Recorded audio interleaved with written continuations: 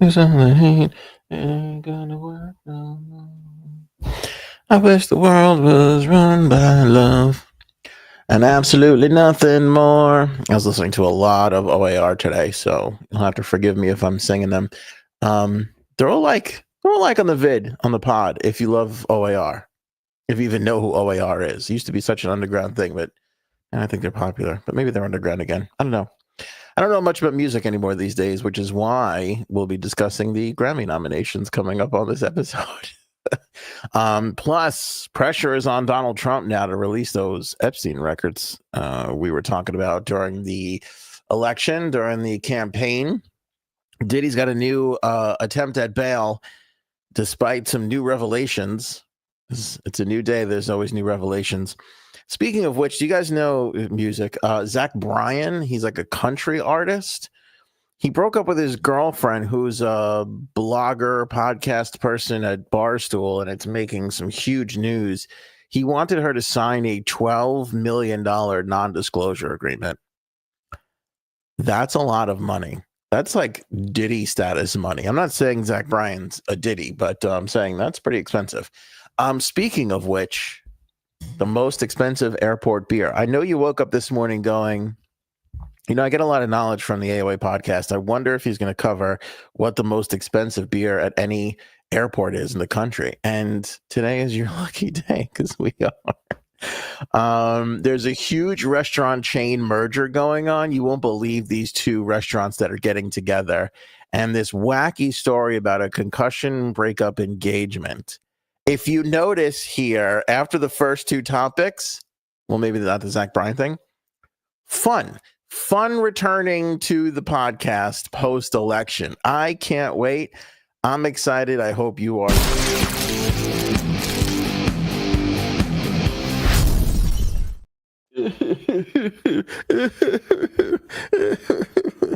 That's my Jimmy Kimmel impression. What do you guys think? Let me know. Post 1 if you think it's accurate. Post 2 if you don't think it is. That dude cries more than anybody I've ever seen before. I don't know what happened to our late night hosts. Again, I made a concerted effort to get back to funny. I didn't want to have Donald Trump involved in this episode at all, but extenuating circumstances with the fact that we're like the number one Epstein following podcast in the world. So self-titled, by the way. So had to throw him in, back to the Diddy stuff, had to do that. And then after that, fun, looking for fun. I don't know if but maybe we should tag the late night host in this episode because that's what they're supposed to be doing too. Of course, your old pal Lance working on a Friday, and they're really not. I don't know if any of them do Friday shows anymore. They're all off on Friday. I don't know what their problem is. This, by the way, the 4th episode of the week. How about that? I can't believe we used to do 5 shows a week on radio. That was brutal because I feel like I'm about to pass out from all the podcasts. But everybody is here, which I love. Christella is here. Kaylin is here. Miss Justice saying hi to TD. Bird saying, well, TD's popular. All the hellos. Robin's in here. Look at all these people just clicking around to the people and the Mercury and the everybody, and probably gonna break the studio, but they're all here. Hello. Is Frank okay? I don't know. Frank's out of the country, and I don't know if he's coming back. But here's the thing: if I was in Italy right now, I wouldn't be coming back either. I don't know if he knows. He's going to be shocked that this first show, Frank's first show back, if he does come back, will be. It's going to be a stunner. It's going to be hard to swallow. It's going to be really hard to swallow. Yeah, he'll be back. See, he is on a very long vacation. Frank planned, not have nothing to do with the election, I don't think. But on a very, very super duper long vacation. Well deserved too. That guy's been working hard. He has been working hard. Okay, let's dive into our topics here, baby. We've got obviously election. This is day 472 of President Trump elect. Hope everybody's doing okay. Somebody check on Jimmy Kimmel because I don't know. He's just, dude likes to cry. It's not that big of a deal.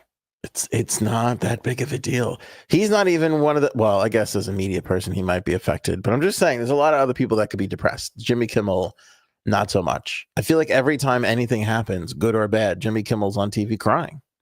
Am I the insensitive jerk for making fun of the Jimmy Kimmel tears? Let me know. Because if you think I am, then I'll turn it up a little bit. Anyway, Donald Trump and Jeffrey Epstein. So, Trump went on a ton of podcasts, including a Lex Friedman podcast, and Lex asked him, it was only just a few weeks ago, if he would, brought up the Fox News questions that were, originally Fox News questions. Would you declassify Kennedy? Would you declassify, what's the other one? Aliens? Area 51. I don't know. There was another one. And then he was asked about Jeffrey Epstein and he goes, yeah. He goes like, yeah, well, I'd have to take a look at it. And then he was like, yeah. Well, today on X, the heat got turned up on him because everybody, in the midst of celebrating the Trump victory, they were like, hey, and here's the best news. He's going to declassify the Epstein thing. And I'm like, I don't know. I wouldn't hold your breath for that. I mean, I hope he does. I hope he does. I hope people keep him to it. I hope everybody stays on top of him. I hope they keep tweeting him. I hope they hit him on Truth Social. I'm not hopeful that politicians will do much, especially lying ones. And you know how you could tell a politician is lying? Their mouth is moving. Huh? Not too early in the podcast for some jokes that my dad taught me. But yeah, the client list, flight logs, all that kind of stuff. I would like to know if the records of his death in prison are on there. I'm sure there's a whole file on Ghislaine Maxwell and all the other pedos that were arrested and or killed and or Epsteined. And now, just like he was in the first 4 years, Donald Trump is in a unique position to release this information. And will he? He said he would on both Fox and on Lex Friedman. Let's see if Donald Trump is a man of his word.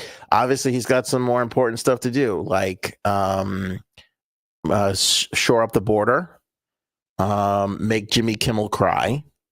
He's got to drill, baby, drill. Make Jimmy Kimmel cry. And then what was the other thing he was going to do? Deport people and then make Jimmy Kimmel cry. So he's got a long list of things to do, but I think in between making Jimmy Kimmel cry, he could release the Epstein information that we've all been waiting for.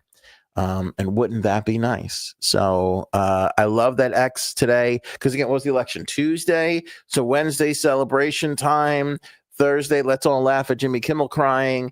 And here we are Friday, and everybody's like, let's get down to business. Let's make way with those Epstein files you were talking about and all those podcast interviews. So we'll see what happens. Maybe we should run a clock on how long till we get the Epstein files, till the time he gets into office. Maybe it'll be one of those things where he puts out before he gets into the office. I don't know about this hair today. I don't know what's happening. Doesn't move though. Have you noticed that? Doesn't it look fake?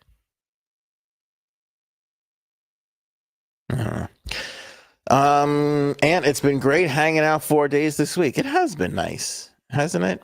It's funny. We thought there 3 years ago, somebody approached us to buy the podcast. And they said, you got to do 5 days a week. And I was like, yeah, I don't know if I could do it. But it wasn't that I didn't know I could do it. I didn't want to be overwhelming, because it's weird. In an hour and a half podcast or hour podcast 3 times a week feels like it's just as much content as when we were doing the old radio show here in New York 5 days a week, because we put that much more into the podcast, believe it or not, which most of you might not. Anyway, but I don't regret that. But I will say it was fun doing 4 days a week this week. And one of those days, the election, it was 4.5 hours. Dear Lord. I'm going to need to drink some liberal tears there, CC stars, because I need some energy. You know what I'm saying? I got to replenish. I'm going to pull up to Jimmy Kimmel's house and see. I think it's like tree sap. I think you just plug right into Jimmy Kimmel's, the side of his face, and you just pick up those tears. You know, I could understand women that are like, oh, I don't know about my health care. I'm a little afraid I might cry. That's okay. But millionaire late night hosts, I don't know. I don't know if they get a pass on the crying. Feels like we should hold them accountable and see if we can get them to stop crying so much. Not that you can't be sad about the election. You certainly can. But let's be honest with each other. And I know a lot of people, I know a lot of AOA holes were upset on the election results. But we're 3 days removed. Does anybody care anymore? Is it bothering anybody? It might be weird because there's nothing really doing right now. So maybe that's why it's a little bit easier. But I've just been ignoring everything. I don't know about you. Maybe that's, if it's bothering you, maybe try and just ignore everything, because that's what I've been doing. Nothing is bothering me because anytime I see T and R and U together, I just skip over it.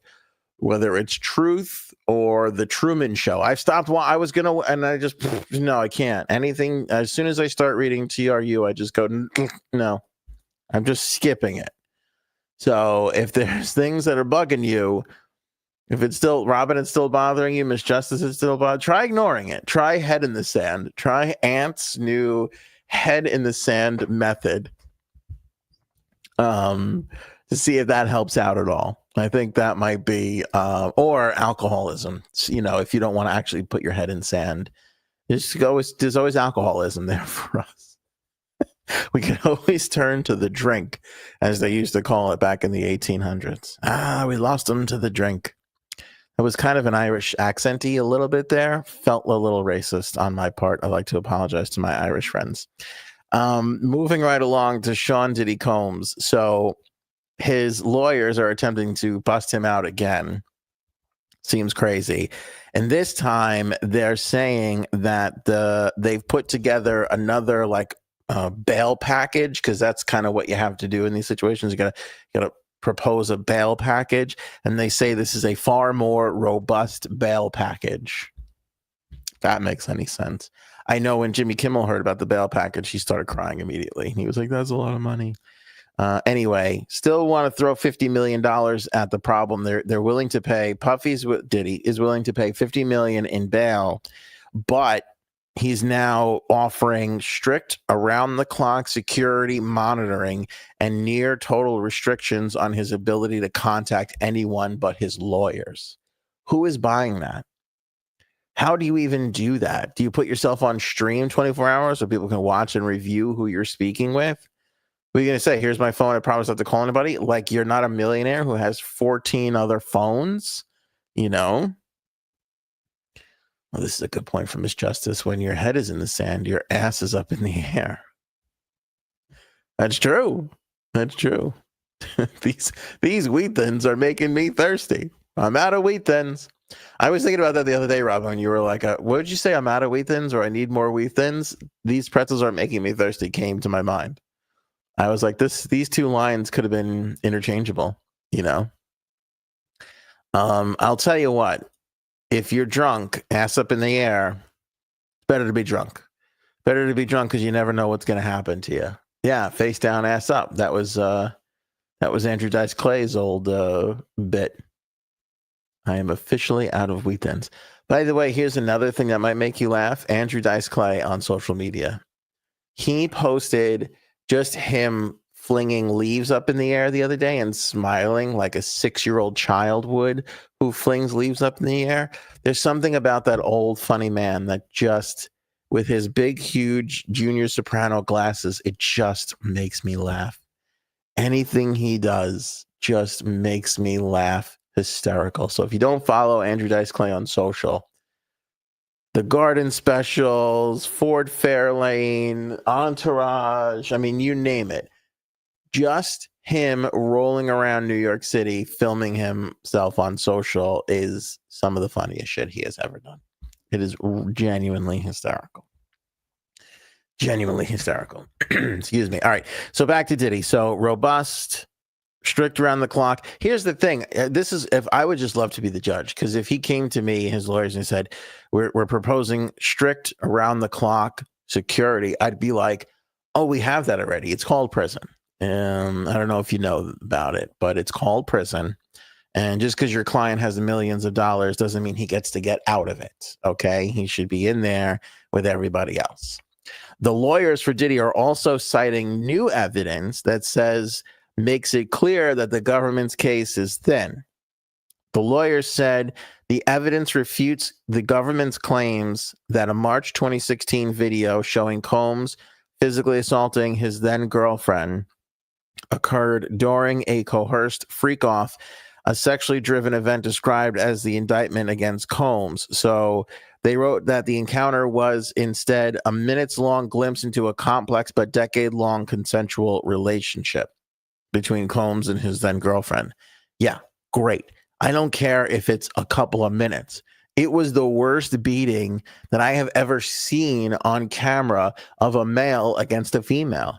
I have news for the lawyers. It doesn't have to be a 20-minute fight. 13 seconds of domestic violence from a male to a female is enough to lock somebody up for a very long time. I'm sorry. So that's the latest on Diddy. And that all while this news story is coming up, that Diddy redecorated a whole entire room with hundreds of mirrors for a $500,000 freak-off party, according to a party planner who said, and I quote here, "Everywhere you looked was sex." How about this? The New York Post got in touch with this party planner, okay? Had hundreds of mirrors mounted on the walls, the ceiling during one event so he can get a better view of the debauchery. The planner said of the early 2000s party, everywhere you looked, you'd see yourself reflected again and again. That sounds like my worst nightmare. It's bad enough I have to see this on the monitors in the studio here. It's horrible that you guys have to look at this. Could you imagine seeing 40? That's just the weirdest. By the way, I'm 42 years old. I am 42 years old. And you put me in front of even just the 3 mirrors when you're like trying something on, and I still move around to see if they all move at the same time. Why am I fascinated? What is it about this idiotic brain that I think one of the mirrors isn't going to move as fast? I'm like, aha, I knew it. I knew it. I knew something was up here. I knew this was Matrix and something's wrong.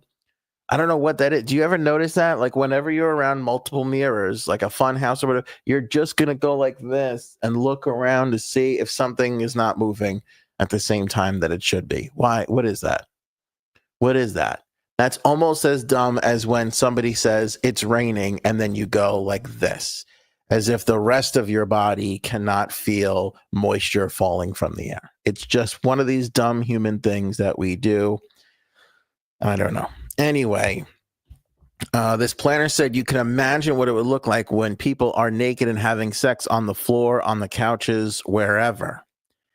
The event was one of Diddy's many high-profile parties that turned into an orgy as the night went on, the source said, and the money was no object. The mirrors alone cost $500,000 for the party, said the party planner. This is for both the mainstream part and then the sex party afterwards. The planner, who was a female, said great food, expensive alcohol, dancers, acrobats, models. Sometimes we had live animals, sometimes different performers. It all added up, but he didn't care. Days after the event, the mirrors were removed and the mansion went back to its original state. It was definitely a vibe he wanted to put out there that everywhere you look, there would be sex happening. It was wall-to-wall debauchery. Post has independently verified that the planner, who was asked not to be named, worked with Combs in the early 2000s. This planner said she was hired to arrange the food, alcohol, entertainment, and decor, but had no say in the guest list or the sexual component of the events. He was hiring both men and women who called themselves models, but it seemed obvious, at least to me, that there were actually sex workers. But that wasn't my role. That would be the role of a member of his team. I just handled the mainstream stuff. A little suspicious.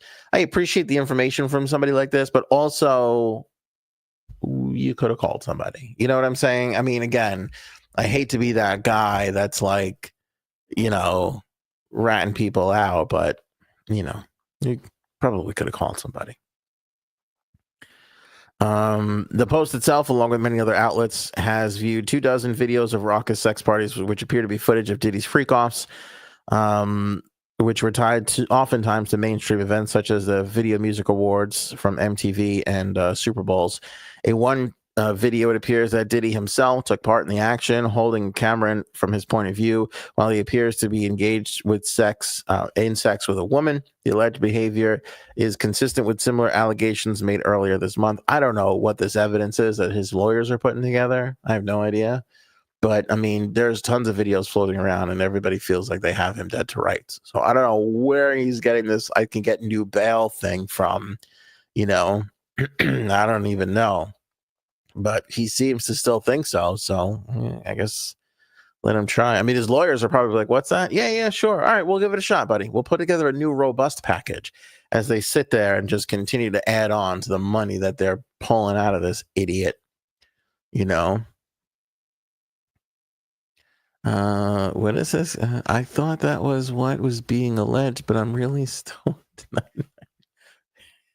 Ms. Justice, you're doing a great job moderating if that's the case. Wait, what was staged? Diddy beating her? No, that wasn't staged. It was the mirrors. Did I say something wrong here? Did I misspeak?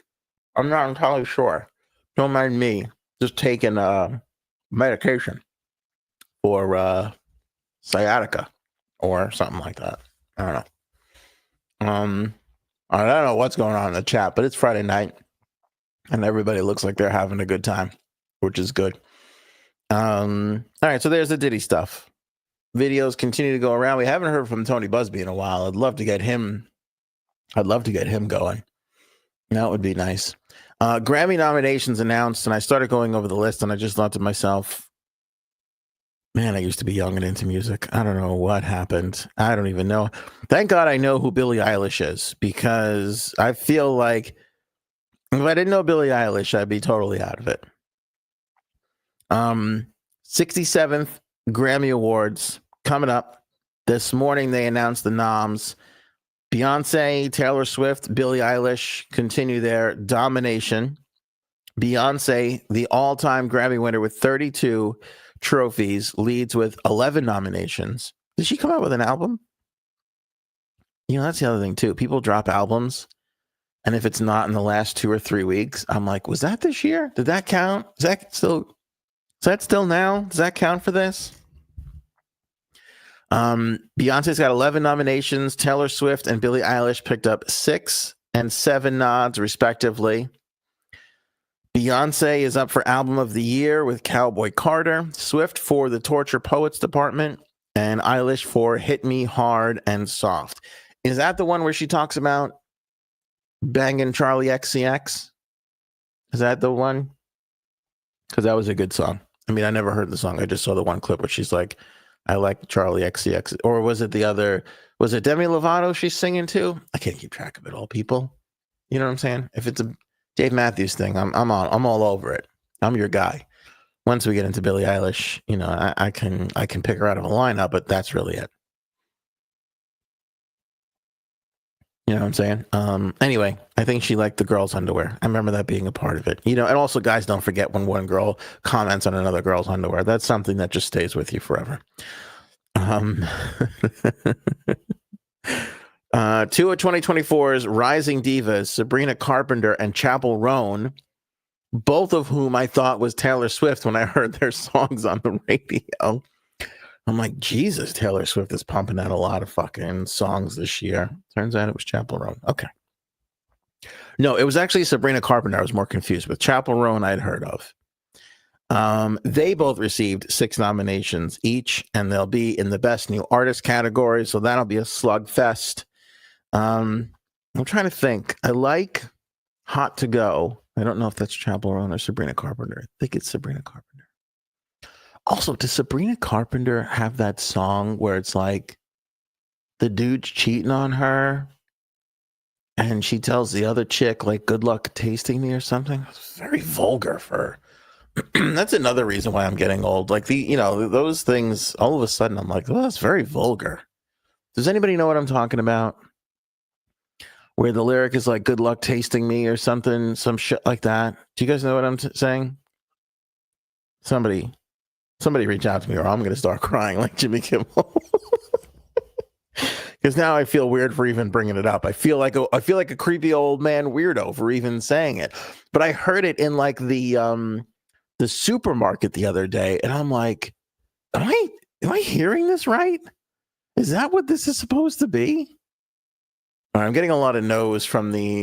I did get I don't even know. I've lost control of the chat, which I'm not opposed to, by the way. I'm happy that the chat is off on their own little. I don't know what's happening here. There's puffs. There's passing. The chat is fire. I like that they're having a good time. You'll get a taste of me while he's kissing you. That's it. Yes, thank you. Thank you. Thank you, Bird. What song is that? Is that Sabrina Carpenter or is that Chapel Roan? Thank you. I know I'm not. See, Bird. Thanks, buddy. Appreciate you being here, Bird. Because I felt like I was just out on my own. I felt like I was just, no idea if it's Chapel Roan. Okay. All right. Well, whatever. It's I just thought it was vulgar for the supermarket at 2:30. I'm just like, I can't believe how much eggs cost. What did that girl say? I just felt like such an old man. Then I opened up my AARP magazine subscription. So it was a really good Friday today, basically. It was a really good Friday. All right, let's see. What are the other nominees here? We've got, Best New Artist. Let's do this. Victoria Monet, Kylie Minogue. She's the Best New Artist. Ben Platt. Ben Platt, I know. He's like the actor, Broadway dude. Paramore's Hayley Williams. I guess she's got her own little thing. All right, let's go through a couple of these. I'm not going to do them all. Song of the Year, a bar song, Tipsy by Sean Cook, Gerald. I don't know who these people are. Songwriters, Shabuzi. Has anybody ever heard of Shabuzi before? I'm not making this up. It says Shabuzi here. Take a look at this. That's what I want to call the chat right now, Shabuzi. Look, see? Look, right there. Shabuzi. A lot of Shabuzi going on in our live chat this episode. I'll tell you what. Shabuzi, name call. My name is Billy. Yeah, I sing about other girls' underwear. Yeah. Die with a Smile. Oh, Lady Gaga and Bruno Mars. Actually, I know that song. That's like a beautiful song. Lady Gaga and Bruno Mars did like a whole, like, let's kick it back old school, sad country, male, female duet together. Die with a Smile. Lady Gaga, Bruno Mars. Listen to that track. Fire. That track is fire. Birds of a Feather, Billie Eilish. I've heard that one. Fortnite by Post Malone and Taylor Swift. Oh, I've heard that one. That's good. I still like Post Malone. Good Luck Babe from Chapel Roan. Not Like Us from Kendrick Lamar. Please, Please, Please from Sabrina Carpenter. Thought that one was Taylor Swift. And Texas Hold'em by Beyonce. See, that felt like 3 years ago. Those are songs of the year. Record of the year. Now and Then from the Beatles. Oh my God. I don't know if the Grammy needs the 40, 50, 60 plus demo to tune in, but if they do, give the Beatles a win. That would be amazing. Texas Hold'em by Beyonce. Espresso from Sabrina Carpenter. Thought that was Taylor Swift too. 360 from Charlie XCX. Birds of a Feather, Billie Eilish. Not Like Us, Kendrick Lamar. Good Luck Babe, Chapel Roan. And Fortnite from Taylor Swift featuring Post Malone. All nominated for Record of the Year. We did most of Best New Artist. Album of the Year. Andre 3000's got an album. New Blue Sun. Cowboy Carter from Beyonce. Sabrina Carpenter. Short and Sweet. Brat from Charlie XCX. Did Jesse Volume 4 from Jacob Collier. Oh man, there's like a 16-year-old laughing at me for DJESSE. Did Jesse? Some kids laughing at me for pronouncing that way. Billie Eilish, Hit Me Hard and Soft, The Rise and Fall of a Midwest Princess from Chappell Roan, and The Tortured Poets Department from Taylor Swift. I don't know if Taylor Swift just doesn't sweep this whole damn thing. How could you not give it to Taylor Swift? Songwriter of the Year, Best Pop Vocal, Best Pop Dance, blah, blah, blah. Let's go to Rock Song. Let's see what people are doing here. Okay, The Black Keys, Beautiful People, St. Vincent, Broken Man, Dark Matter from Pearl Jam. That's a good track, actually. Green Day's Dilemma, and Gift Horse from Idols. All right. Best alt music album, Wild God, Nick Cave and the Bad Seeds, Clario, Charm, The Collective, Kim Gordon, Brittany Howard, What Now, and All Born Screaming from St. Vincent. Maybe we'll do best R&B and alternative jazz album if we have some time. I don't know if we're gonna have enough time. Pretty nice little episode though. Keeping in the music, going over to Zach Bryan. So I caught a little bit of this on my Twitter feed. Don't really know Zach Bryan. Not a huge fan. I think I heard one of his like songs. You know, I don't really know. Like I thought, like who's the other guy? Zach. Who's the guy who does chicken fried? You know I love my chicken fried. Who's that guy? Zach? Isn't he Zach? Zach Brown. Okay, for the longest time, I thought maybe Zach Brown changed his name to Zach Bryan just to change it up a little bit. But then I realized, you know, it's a totally different person. Anyway, Zach Bryan, country artist, I think a young guy. He's dating this girl, Brianna. Her name is Chicken Fry. Like also, you could see why my confusion. Big time music guy. Brianna's a Barstool podcaster, blogger, you know, one of those people. Don't know much about her. I've seen her, but I don't know much about her personally. But they started dating, and I started hearing some things that he was like a horrible person, like not a great person. And then supposedly he broke up with her and said, I'll give you 48 hours and I won't tell anybody. And then he told everybody the next day and all this crazy stuff. Well, she went on her podcast, BFFs, and said that Zach Bryan offered her $12 million after they broke up if she'd signed a non-disclosure agreement to not talk about their relationship. I mean, that is a lot of money. That is a lot of money. I'm trying to think if I ever offered a woman money to not talk about our relationship. I don't think so. Maybe like a Kit Kat or something. Maybe I was like, I got a Baby Ruth bar and glove box here if you don't tell anybody how bad this breakup is going. Mountaintops, 12 mil. I'd shut my mouth. She turned it down. I will say this. She turned it down. The clip I saw of her today, she turned it down. She said she was sitting in the back porch of like a $10 million house that he bought for her. I guess she thought they were going to get married. And then she was sitting there thinking about it. And she was like, I'm not going to say anything to anybody else, but I don't want this money. And I don't want this house. I just want this to end, which that will tell you how bad a relationship is when you're just like, $12 million is not worth me, you know, being associated with you whatsoever. Like I've seen people in relationships where there was money or something on the line and they were just like, I will sign my name to whatever if I can just get away from this and just move on. So I kind of get it, but also $12 million is a lot of money.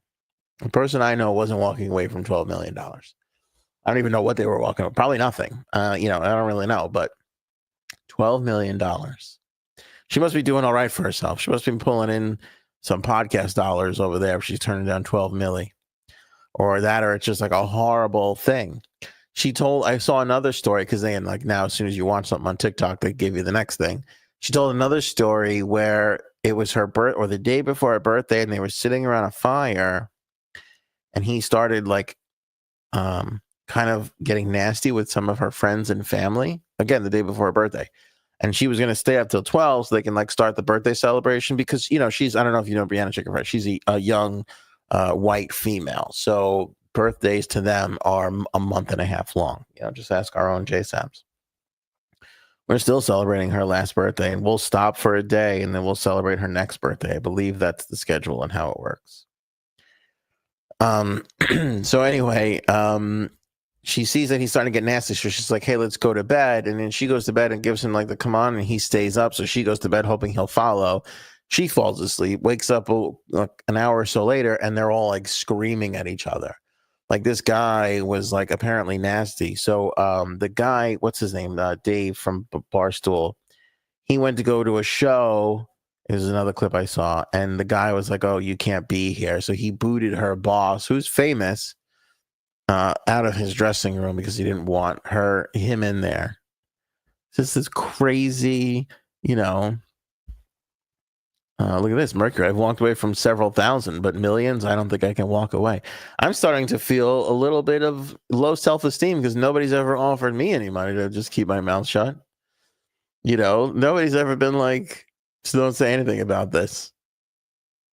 But here's the weird part. She said this. She goes, I have videos. She goes, I'm not going to show them to anybody, but I'm not signing that paper and taking the money.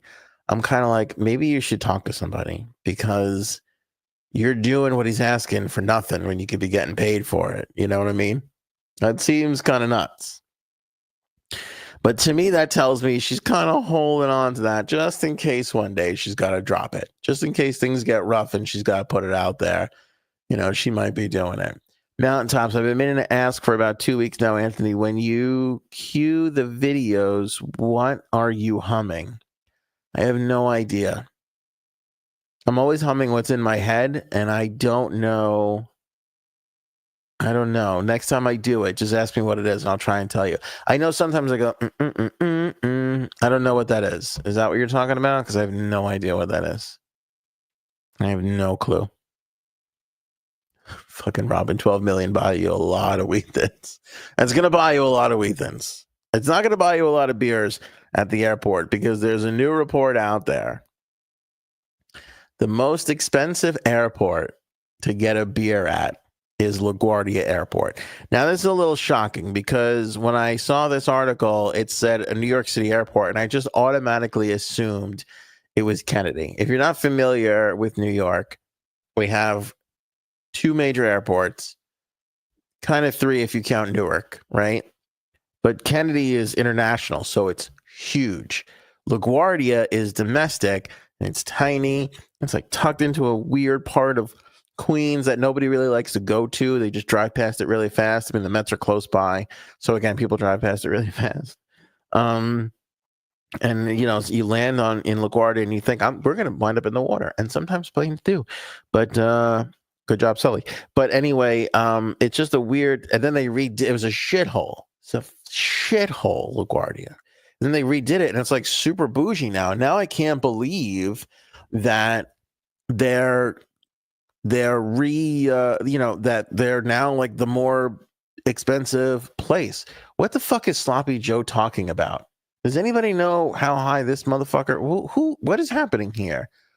Cope and seethe. This is embarrassing. Come on, dude. This is ridiculous. Does anybody know what's happening with Sloppy Joe? Sloppy Joe, it sounds like Sloppy Joe has been rubbing himself with Diddy baby oil because I'm concerned that none of what he is saying is making any sense whatsoever. And when you hum in the middle of an episode, I always think that my phone accidentally skipped to another AOA episode. I'm sorry about that. I apologize for that. Yeah, I don't know why. Humming is I don't know why I hum. I'm definitely going to be more self-conscious of it now, though. All right, anyway, so a new study by Finance Buzz, which kudos to Finance Buzz for just letting everybody know they really have nothing to do. Like what does Finance Buzz do? They just go around and price airport beers? I'm not entirely sure. But anyway, they did a study, and they're saying that airport beer has skyrocketed 21%. Up from $7.42 in 2023 to $8.97 today due to inflation. They looked at the 50 busiest airports in the U.S. to determine which airport charges the most, and it's LaGuardia, where a regular domestic beer costs $13.83. That's 54% higher than the national airport average. Raise your hand if you had no idea we had a national airport average for beer cost, because we have more important things to do. Feels like we should be on this. Sloppy Joe's status is sliding. Sloppy Joe gets emotional about LaGuardia. Do you think he was getting upset because I was shitting on LaGuardia? Come on, man. This is ridiculous. LaGuardia is beautiful. Don't shit on LaGuardia or the Mets. Maybe he's just a frustrated Mets, Queens, LaGuardia loving dude. I don't even know. But by the way, I used to be friends with some pilots, professional pilots, and they would all say to me, I don't know how that airport's open. The runway is way too short. And I was like, really? Like, they built that airport when the Wright brothers made a plane, and they were like, all right, let's build an airport so the Wright brothers can land. And then all of a sudden they were like, I don't know, let's try and land a 767 on the same size runway and see what happens. You mean that runway that leads into the water? That's the one. And then they were like, well, how are we going to stop the planes from going into the water? I think a chain link fence ought to do. And that's literally what they did. I mean, when you land at LaGuardia, it is literally like landing on a fucking aircraft carrier. And when I say aircraft carrier, I mean like one of those little tiny Matchbox aircraft carriers. I'll tell you what. Move over, everybody. Robin, Miss Justice, Lindarella, Bird, Christella, everybody, move over. We've got a new commenter who's just taken this podcast by storm, and that is Sloppy Joe, who now says maybe makes sense. Sloppy Joe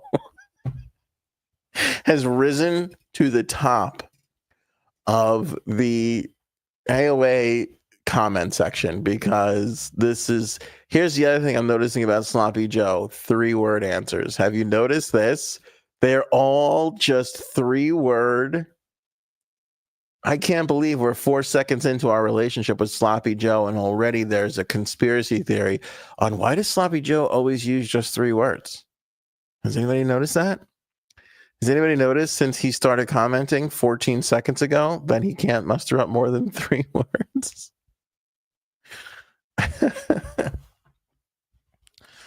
Jorge, I hope you fall off the edge of the LaGuardia runway. Okay, I don't even know what your fucking problem is here. We just discovered a new star in Sloppy Joe, and you're bitching about God knows what.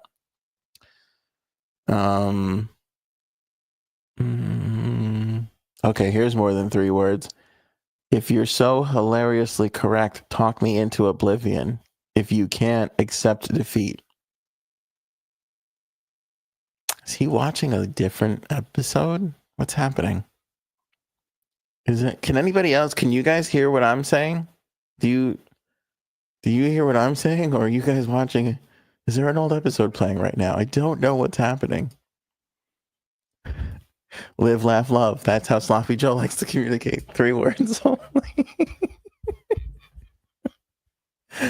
Anyway, where the hell were we? Oh yeah, that's right. Important economic data, such as expensive beers at airports.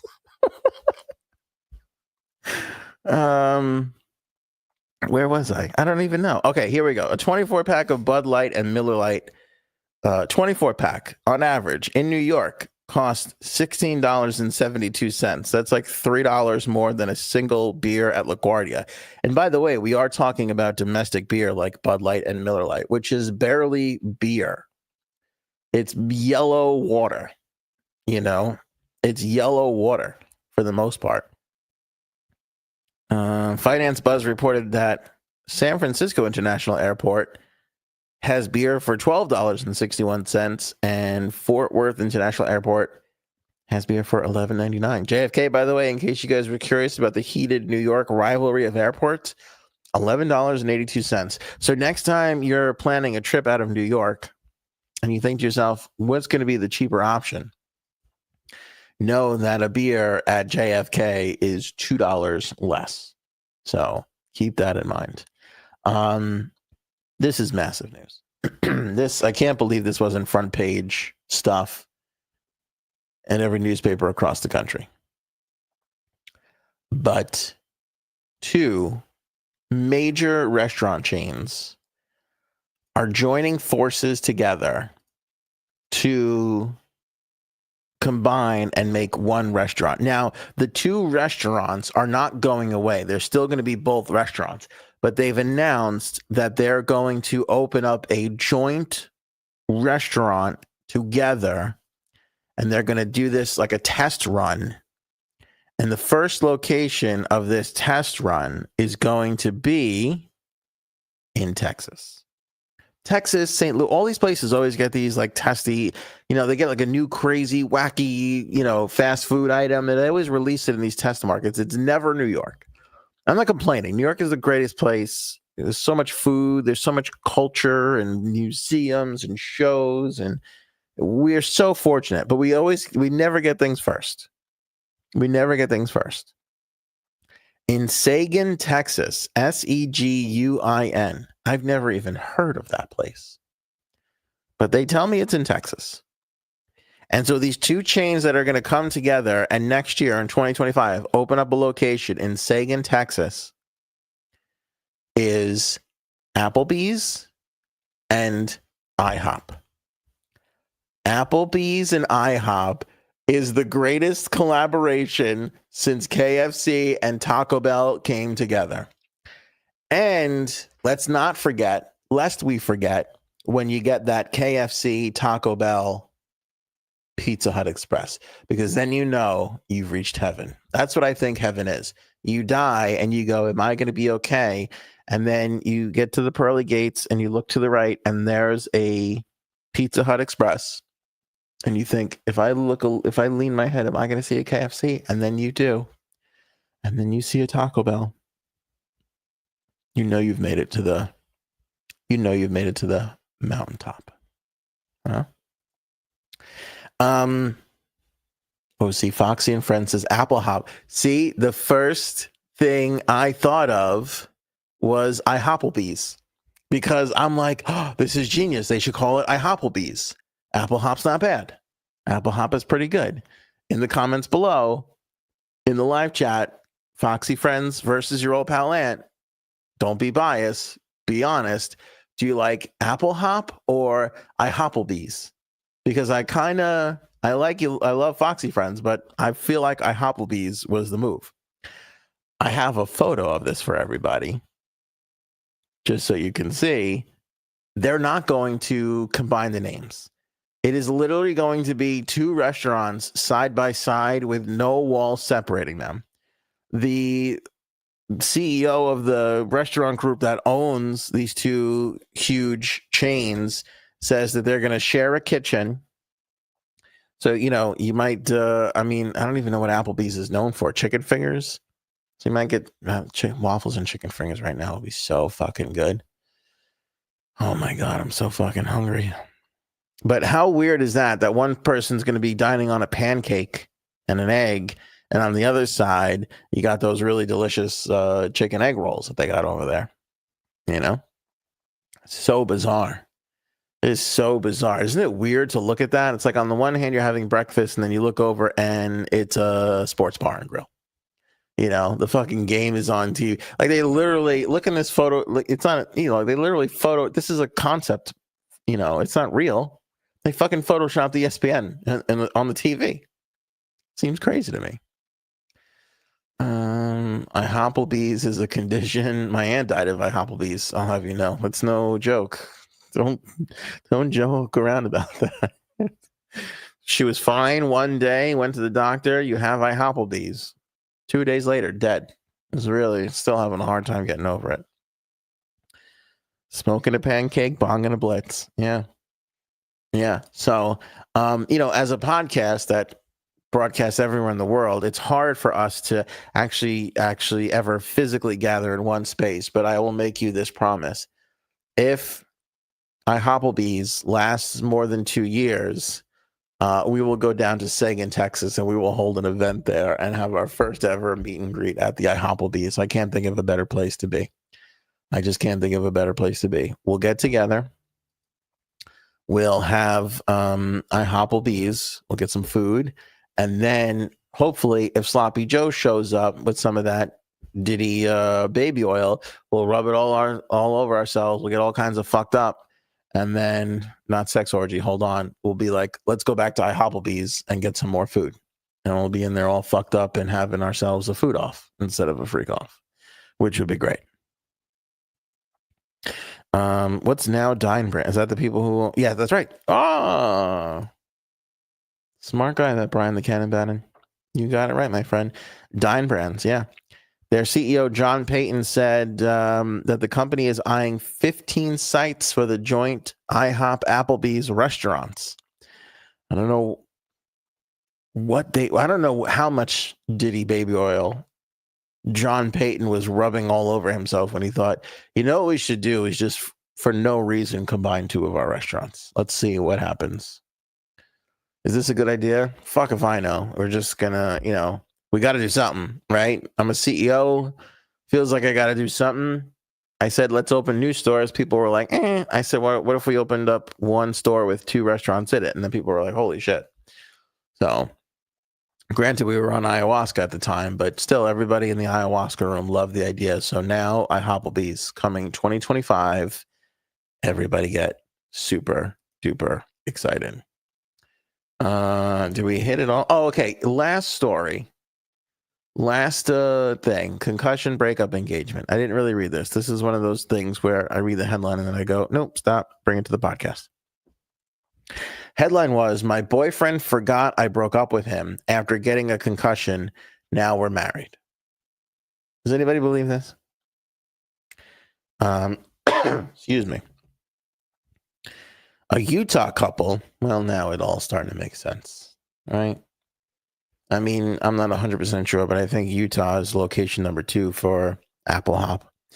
Utah couple's love story included a breakup, traumatic accident, memory loss, a heartfelt reunion, which many online are likening to a plot of a straight-out of Hallmark movie. Jenna Brotherson, that can't be a real name, married her now husband Mitchell 7 months after breaking up, but only because a concussion caused him to forget they weren't together. Jenna and Mitchell, now both 27, had been friends for several months before they started dating. In February of 2020, Jenna called things off with her boyfriend Mitchell because she was too overwhelmed with life. Is that why people break up with people? Because they're too overwhelmed with life? Usually it's because they're shitty. Or they cry every night when they start their late night show. The next day, Mitchell was skiing at Utah's Beaver Mountain when he attempted a flip. I would dump any guy who's trying flips on mountains. That seems stupid. He blacked out and woke up while paramedics were talking to him in the hospital. He suffered a severe concussion, immediately called Jenna, asking her to pick him up because he couldn't drive. I'm like, why is he messaging me? I just broke up with him, Jenna recalls in a video post. Turns out Mitchell's concussion had caused him to forget they had parted ways. He kept messaging me and trying to hang out after his concussion, and I was confused as to why he would keep messaging me because we had broken up. I thought that maybe he took the statement of saying staying friends seriously. Silly asshole. Who takes that seriously? Maybe we can still be friends. I had a girl once say that to me. Not that I sound like a dick, but she was like, maybe we could still be friends. And I was like, I don't think so. I don't think you want to be friends with me. I'm not a great friend. I am, but to a limited amount of people, and I have hit my limit, and everybody past that, I just can't seem to keep it together. Who wants to be friends with their ex? You're disrespecting the breakup. You know, the breakup is important. Anybody can just, stay friends, but the breakup, you got to separate. Jenna quickly realized that she had made a mistake ending her romance with Mitchell and appreciated how kind and thoughtful he continued to be. Maybe that whole I'm overwhelmed with, I don't know. Hey, overwhelmed with life, dump the guy, do a backflip on a mountain. Feels like these two are made for each other, doesn't it? I mean, this kind of also, and this is just me being a self-hating man. I'm not buying the concussion story, okay? He's all like, I got a concussion. I don't remember. Did we break up? Calling her every day. That seems like a guy move. That seems like something, and I'm not 100% sure that Zach Morris and AC Slater came up with to get their girlfriends back on an episode of Saved by the Bell. I'm not, again, it feels like maybe it was Charles in Charge. I don't really, it all kind of could have been Urkel. I don't really remember. Didn't Urkel have a concussion and turn into the cool guy? What happened there? I don't know. This sounds like a 90s TGIF sitcom scenario. The whole thing stinks, if you ask me. Stinks like Sloppy Joe. Not to say that Sloppy Joe stinks. That felt like, yeah, there you go. Sloppy breakup. Sloppy breakup. It's very, I almost made varsity, but tore my ACL. Yes. Yeah. Rhonda says it's brilliant. Yeah. I got a concussion. We broke up? Yo, you're kidding. Because I was just about to bring over this huge diamond necklace I bought you. But if we broke up, then maybe I'll just keep it for, oh, you want me to come? Oh, all right. All right. I'm going to come over after I stop at the store and pick up that necklace I was lying about. So I don't know these two. Seems like they're trying to get some TikTok clout here, but that was kind of a fun story if it's real. I'll tell you what, I'm ready to bring this to Hallmark right now. I think they're right. And forget Hallmark. I think we could bring it to, who's that girl? Reese Witherspoon. Reese Witherspoon's making movies left and right. She doesn't even have time for anything. She bought up all the romance novel books that all the women love. Did you hear this Reese Witherspoon thing? She got a deal with this publishing company where she gets first right of refusal. So every book that gets like 1 billion downloads, she's like, great, we'll make a movie out of it. And she's like crushing it. There's like a whole streaming service. I don't know what it is, but there's like a whole streaming service where they just stream movies made out of like sappy books, you know?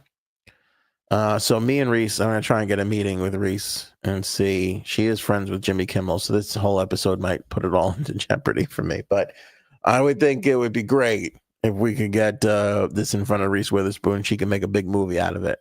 I'll tell you what, if we incorporate a Christmas tree farm owned by her family that is being foreclosed by a bank, I think we could get this done and made by this Christmas. You know what I'm saying? Get it on Freeform or Hallmark in time for that whole, here's 25 days of Christmas movies in a row. And you're like, are they ever going to play Home Alone? Trick's on you. Never. It's just going to be another one with Candace Cameron Bure. Okay? Well, let's not act like she doesn't have good acting chops. Some of those things are actually pretty good. All right, folks. That is it. Much like Sloppy Joe, I gotta go. Nailed it. We have done so much podcasting for this week. We couldn't have done it without you. Let's do a round of applause for our amazing mods. Miss Justice, Robin, keeping it all together. I don't know if you guys can see it when I post their stuff, but they got a little wrench next to their name on my view. I don't know if the wrench actually shows up on the other side. They're the mods. They're brilliant. They're the ones always remembering to plug Aaron's book, Oval, which is now available. It's like if Sloppy Joe was forced to write 4 million books, 3 words at a time. That makes up the amount of words that are in Oval. It's really, truly amazing. So go pick that up. Merch store and the link in the description. Of course, members only area. You should join that. We put some pretty fun exclusive content up there from time to time. That's it, people. That's all I got. Become a member. You could do it for as low as $2.99. That is cheaper than a cocktail at Hopplebee's. Hopplebee's. Show me potato salad. Have a great weekend, everybody. Thanks for hanging. Maybe we should go now. Go ahead.